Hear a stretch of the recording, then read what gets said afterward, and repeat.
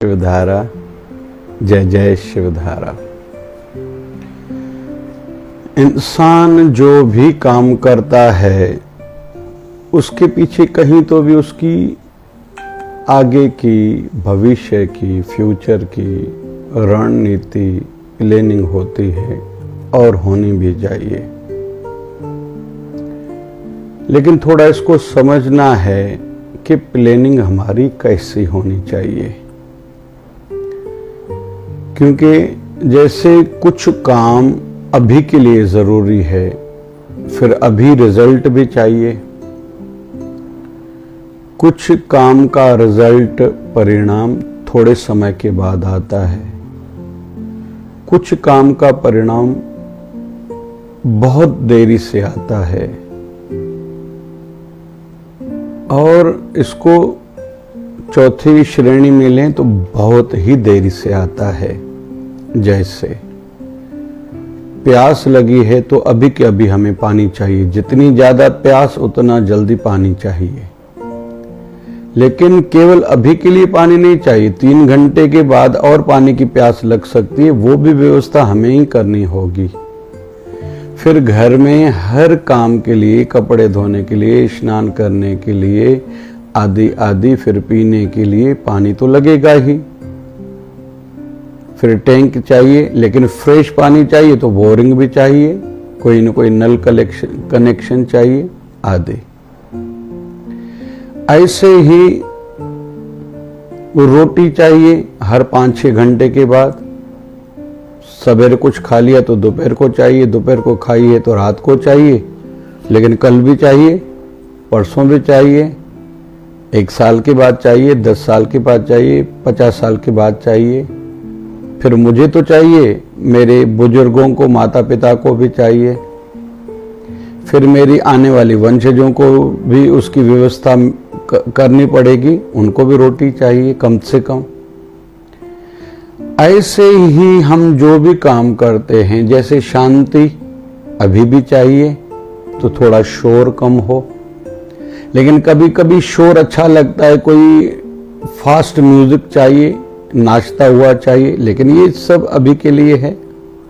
लेकिन उसका परिणाम थोड़े समय के बाद क्या होगा, या तो तेज म्यूजिक सुनेंगे तो एंटरटेनमेंट होगी, या अगर पीसफुल शांतिमय वातावरण में हम लोग रहे, लेकिन कुछ घंटे के बाद फिर बोलने वाला कोई चाहिए।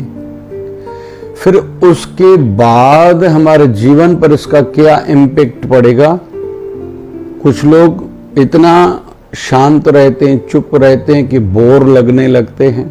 बाद में परिणाम हमारा इसका इम्पैक्ट, इंप्रेशन दूसरों पर प्रभाव क्या पड़ेगा, यह भी सोचना पड़ेगा, क्योंकि जहां बात करनी वहां बात करनी भी चाहिए। कोई सामने वाला बैठा है, नहीं तो बोर मानेगा हमें।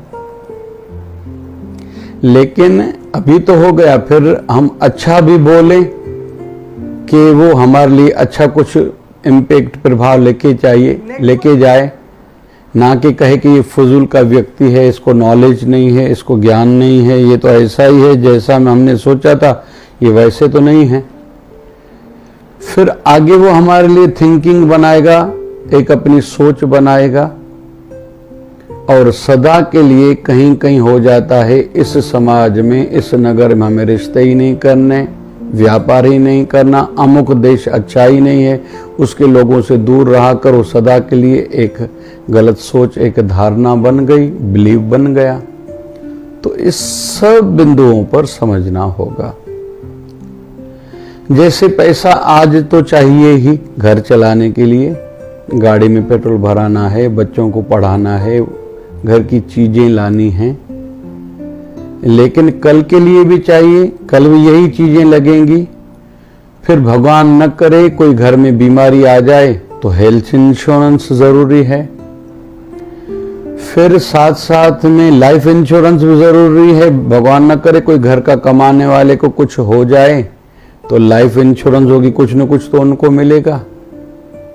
लेकिन लाइफ इंश्योरेंस के साथ साथ लाइफ इंश्योरेंस में एक लिमिटेड राशि मिलेगी, पैसा मिलेगा। फिर क्यों न बच्चों में ऐसे गुण भी उनमें सिखाए जाए, स्थापित किए जाए उनकी विचारधारा में, कि काम चलाने वाले भी बनो, गाड़ी को रुकाओ नहीं, चलाने वाले बनो। थोड़ी सहनशीलता भी हो। बर्थ मिले भी वाहवा, अर्थ मिले भी वाहवा, ये भी उनमें सोच हो। रोटी कभी नहीं, 2 घंटे 6 घंटे, एक दिन रोटी न मिले तो उपवास के माध्यम से उनको तैयार करें कि वो जल्दी डिस्टर्ब न हो जाएं। यश और अपयश दोनों जीवन में आते जाते रहते हैं, उनके लिए सदैव तैयार हो। परिस्थितियां कैसी भी हों, कभी हानि होगी, कभी लाभ होगा। साथ साथ में कुछ दिन जिंदगी में ऐसे आते जब प्यार ही प्यार मिलता है। फिर जीवन में अधिकतर ऐसा वातावरण रहता है कि प्यार भी मिलता है, नफरतें भी मिलती हैं। लेकिन कुछ समय ऐसा भी आता है सब जगह से तिरस्कार ही तिरस्कार, धिक्कार ही धिक्कार, आरोप ही आरोप, निराशा ही निराशा, नाराजगी ही नाराजगी रहती है। लेकिन उसके लिए खुद को तैयार रखना होगा। और इतिहास में हम लोग खुद को देखें, जैसे हमारा सिंधी समाज पार्टीशन हुई, हिंदुस्तान पाकिस्तान हुआ तो उनको अपना देश छोड़ना पड़ा। पूरी संपत्ति तक, घर जायदाद पर सब कुछ छोड़ना पड़ा। लेकिन हमारा हिंदू धर्म नहीं जाए, सब त्याग के आ गए भारत में। कभी कभी ऐसी परिस्थितियां भी आती हैं, जैसे अभी रशिया यूक्रेन की युद्ध में कितने ने लोग डिस्टर्ब हैं। हो सकता है कुछ लोगों को अपना नगर, शहर, फिर देश भी छोड़ना पड़ता होगा। इजराइल फिलिस्तीन के बीच में लड़ाई झगड़ा चल रहा है तो वहां भी ऐसी सोच होगी और भविष्य में भी ऐसा होता ही रहेगा। किसी का धंधा नहीं लगता, किसी की फिर मैरिज लाइफ नहीं अच्छी चलती। तो इन सब के लिए भी खुद को और बच्चों को तैयार करना पड़ेगा। तो हम लोग समझ रहे हैं कुछ काम केवल अभी के लिए फल देने वाले रहते हैं, कुछ काम कुछ दिनों के बाद, महीनों के बाद, सालों के बाद फल देने वाले रहते हैं। लेकिन कुछ ऐसे भी काम करने हैं जो 20, 30, 50 साल के बाद फल दें हमें या आने वाले वंशजों को। लेकिन कुछ कर्म ऐसे भी करने पड़ेंगे जो इस जन्म के साथ साथ आने वाले जन्मों में भी हमारे काम आए, और उसको ऐसे भी देख सकते हैं यहां भी काम आए, वो वहां भी काम आए। यह हमको ही सोचना पड़ेगा, इसके लिए और कोई नहीं सोचेगा। क्यों अनपढ़ बेचारे बच्चों को पढ़ाते हैं, हम जैसे तैसे जीवन गुजार लेंगे, बच्चों को पढ़ा लेंगे, लेकिन कम से कम इनका भविष्य तो अच्छा हो, आने वाली पीढ़ियों का तो, आने वाले वंशजों का तो जीवन अच्छा हो। ये जो आरक्षण हम लोग सुनते हैं, आरक्षण भी क्यों किया गया है? जिन्होंने भी इस दिशा में वर्क करा है कि कम से कम आरक्षण होगा तो कम से कम इनको जॉब में मिलेगी और पढ़ाई भी करेंगे, कुछ तो उत्थान होगा। यह सोच हमें अपने जीवन के लिए, अपने परिवार के लिए, फिर अपने समाज के लिए, धर्म के लिए, राष्ट्र के लिए, मानवता के लिए करनी पड़ेगी। मैं सुखी रहूं, मेरा परिवार भी सुखी हो, लेकिन उससे मेरे पड़ोस को दुख न पहुंचे। फिर पड़ोस अच्छा है तो कहीं हमारे पड़ोस के लिए किसी के मन में नेगेटिविटी ना आए, यह भी हम ही सोचेंगे। मेरा समाज भी सुखी हो, समाज को कुछ ऐसा करके देके जाऊं, एक परंपरा बना के जाऊं। लोकमान्य तिलक जी ने एक नई परंपरा स्थापित करी कि गणेश उत्सव पर इकट्ठे हो जाओ। हो गए इकट्ठे, सामूहिक आरतियां करो, करने लगे, प्रसाद खाओ, बांटो, लाओ, मतलब प्यार बढ़ा। फिर आपस में जो सामाजिक या राष्ट्रीय जो समस्याएं उस पर चिंतन मंथन करो। इसी बहाने से आप लोग एकत्रित तो होंगे। आज तक उसका फल मिल रहा है, और ना सिर्फ भारत में, अभी विदेशों में भी इसका रिजल्ट दिखाई देने लगा है। भगवान में भी आस्था रखो, हो रही है, बढ़ रही है। साथ साथ में दूसरे कार्य भी इस माध्यम से सिद्ध हो रहे हैं। जिन्होंने भी फेसबुक का आविष्कार करा है, जिन्होंने भी व्हाट्सएप का, फिर यूट्यूब, जितने भी सोशल मीडिया के प्लेटफॉर्म हैं, कईयों को कितने प्रकार के लाभ हो रहे हैं। ऐसे ही हमें भी रोज ऐसे काम करने होंगे। कुछ तो अभी वाले, जैसे हमने नाश्ता करा, व्यायाम करा, आज अलर्टनेस बनी रहेगी, फुर्ती बनी रहेगी, हम ज्यादा काम कर पाएंगे। प्राणायाम के माध्यम से अभी भी तकड़े हो जाएंगे, काम करने की क्षमता, कैपेबिलिटी और कैपेसिटी दोनों बढ़ेंगी, स्पीड भी बढ़ेगी, लेकिन उसका रिजल्ट भी होगा। जल्दबाजी में गलत निर्णय नहीं होगा जो लोग प्राणायाम करते हैं।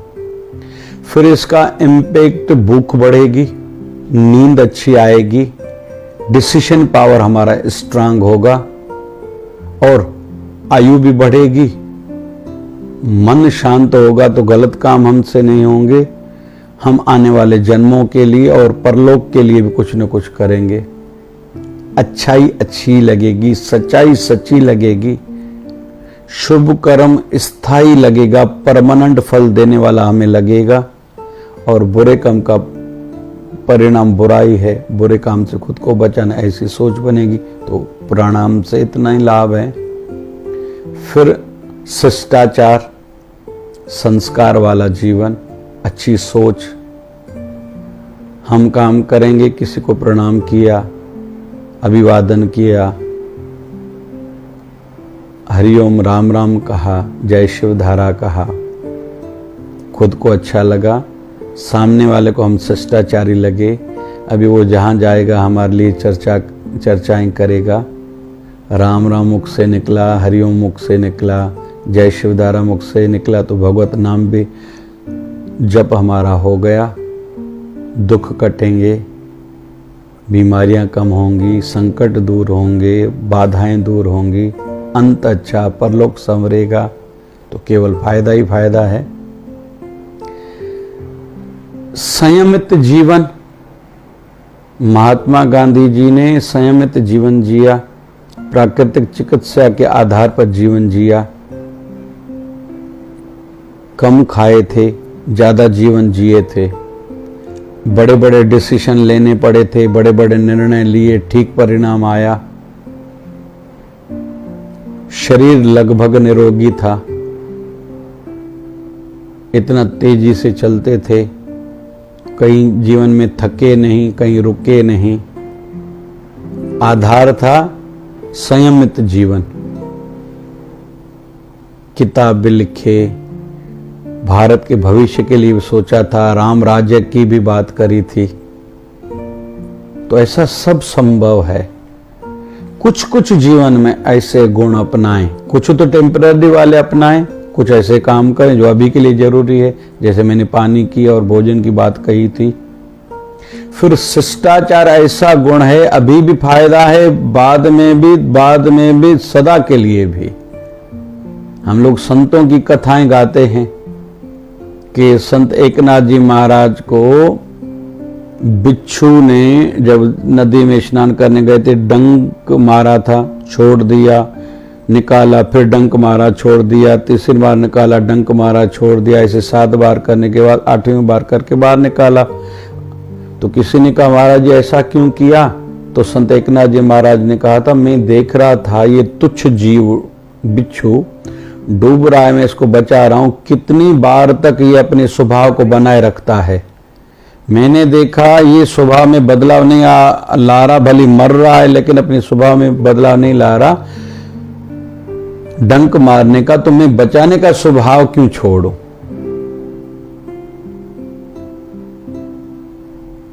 ऐसे महापुरुषों की जीवन में हम लोग देखते हैं कि वो हर चीज से सीखते हैं और सीखे हुए का लाभ ही होता है। सीखे हुए का फल आगे अच्छा ही मिलेगा। जो अच्छा सीखेंगे, अच्छा फिर करेंगे और सदा के लिए वो अपनाएंगे।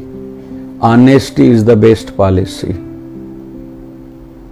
सच्चाई, अच्छाई सदा के लिए हमें जीवन में अपनानी है, तो उसका लाभ अभी भी है, थोड़े समय के बाद भी। जो लोग झूठ जैसे नहीं बोलते, अभी भी फायदा, बाद में भी फायदा, अंत भी अच्छा, लेकिन सदा के लिए।